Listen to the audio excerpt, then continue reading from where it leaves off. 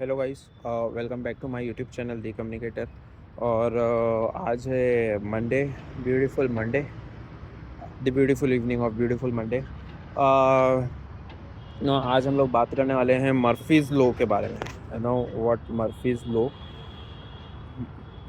Murphy is a psychologist, है ना। तो ये उसका लॉ है। वैसे मर्फीज ने ना बहुत सारे लॉ दिए हैं, लेकिन उसी में से जो मतलब मुझे काफ़ी अच्छा लगता है, काफ़ी influential law, influential influential law लगता है, दैट इज़ मर्फीज लॉ।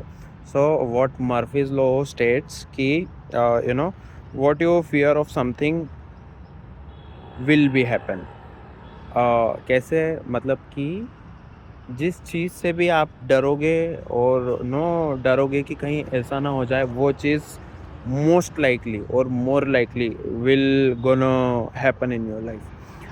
तो अगर आपने देखा होगा, आप एग्ज़ाम के एक दिन पहले आप पढ़ रहे हो, आप परेशान हो रहे हो कि यार कहीं ऐसा ना हो कि ये क्वेश्चन मैं भूल जाऊँ या ये इक्वेशन मैं एग्ज़ाम में भूल जाऊँ।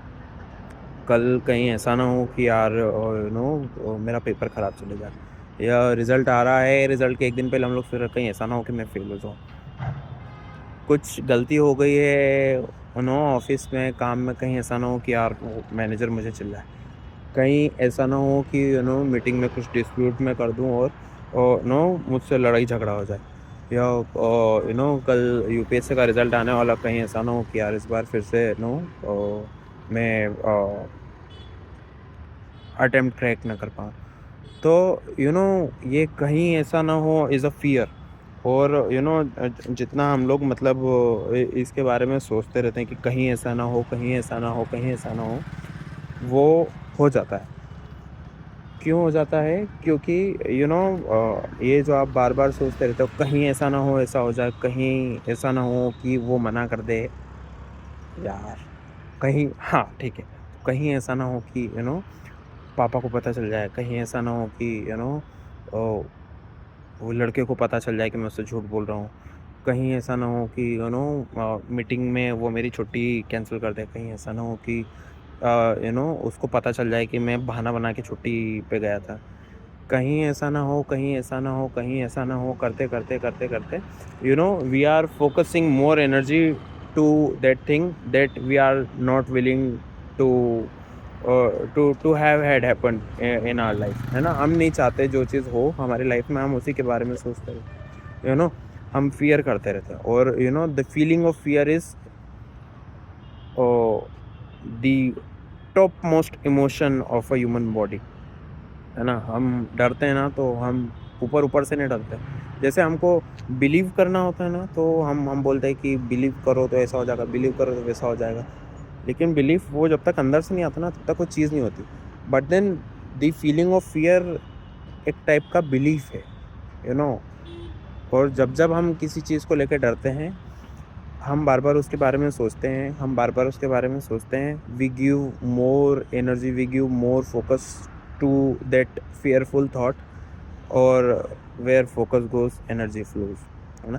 इसलिए कहीं ऐसा ना हो, ऐसा हो जाए, कहीं ऐसा ना हो मैं फ़ेल हो जाऊँ, कहीं ऐसा ना हो कि मीठा खा-खा के मैं मोटा हो जाऊँ, कहीं ऐसा ना हो कि सब मुझे चिढ़ाने लगें, कहीं ऐसा ना हो कि मैं वीडियोज़ बनाऊँ और सब मुझ पे हँसने लगे, कहीं ऐसा ना हो कि मैं एग्ज़ाम क्रैक ना कर पाऊँ, कहीं ऐसा ना हो कि मेरी जॉब ना लग पाए।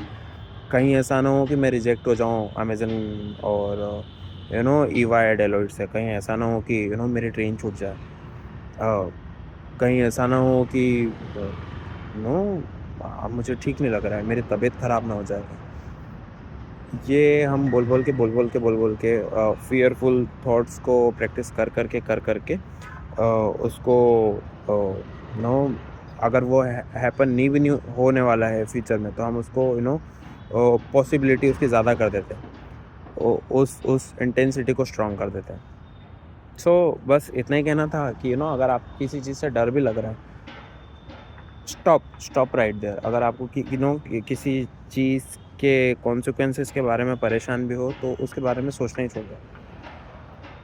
सोचना ही छोड़ दो उस चीज़ के बारे में। Stop thinking about that result that is gonna happen और कम टुमारो। बस इतना था कि the more you fear of something, the more likely it would gonna happen in your life. So thank you so much guys for hanging into my videos. आज के लिए सिर्फ इतना ही। कल मैं फिर से आप लोगों के बीच में लौटूंगा एक नई वीडियो के साथ। जब तक के लिए goodbye, tata, take care. कान में कुछ घुस गया। Thank you.